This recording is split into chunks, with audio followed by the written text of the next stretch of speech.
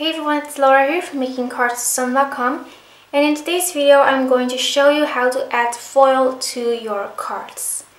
First, I'm starting out with these 3 card bases that I cut out of some white Neenah cardstock using the Catherine cutaways from Winnie & Walter. These are die cuts. So I am going to use my MISTI tool and these 2 stamp sets. The one on the left is from Neat and Tangled and the one on the right is from Winnie & Walter. And I'm going to use these stamps to create a scene. So I'm just going to use these to position them onto my card, and then I'm going to pick them up using my MISTI tool so I can stamp all of these images later on. So now I'm going to add some flour. This is just some regular kitchen flour to my card base using a paintbrush to remove the cling on this piece of paper. You could also use a Martha Stewart anti-cling tool, I think it's called, or these embossing buddy bags, just, you know, that stuff. So I'm going to stamp these images using some Versamark ink. This is just a regular sticky ink. And I'm using my MISTI tool so I can easily, repeatedly stamp those images. Now I'm using a product from Wow Embossing Powder called Bonding Power. This is a very sticky embossing powder and you can use it to add foil to your cards. So I'm going to sprinkle it on, and then it is very important to tap off all of the excess powder. So I'm just going to turn around my paper and I'm going to tap it from behind. And then I'm going to heat set that embossing powder and it will melt all clear. So it will look like a clear embossing powder.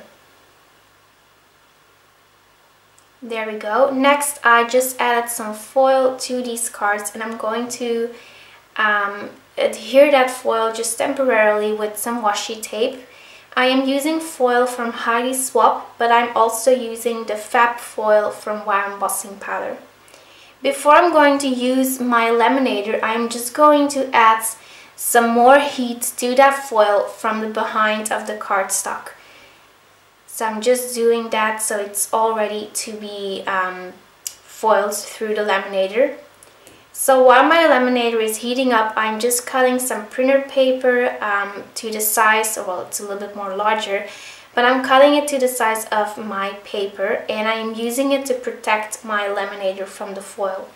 So I am just running it through my laminator once, and then I can peel off that foil sheet and then it will end up with a gorgeous foiled card. So it looks very pretty and super shiny.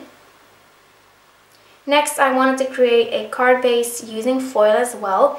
I am using a card that measures 4 inch by 5 1/4, and I'm also using this new product called Stick It sheets. I cut it to the size of the paper, and then I am just going to remove the first backer sheet and line that up, and then once I have that lined up, I can remove the second backer sheet. And I'm going to use my tweezers for that since it is so sticky and very fine. So I'm going to transfer that glue onto my card just using my hands to rub it on. You can also use a bone folder like I'm using here, or even a Kleenex tissue. So once I have that transferred, I'm going to remove that sheet and then you will end up with a super sticky card.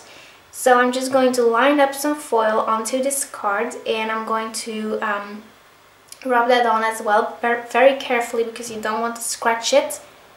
And then I can just peel that off and then you will end up with a foiled piece of paper as well. So here I'm just not using any heat, I'm just using glue and foil. The downside with this technique is that you won't end up with a perfectly foiled look. So I wasn't really satisfied with that. Doesn't look too bad, but I'm just not a huge fan of it because I'm kind of a perfectionist, so yeah, but it still looks okay, I think. So then I decided to use some foil cardstock.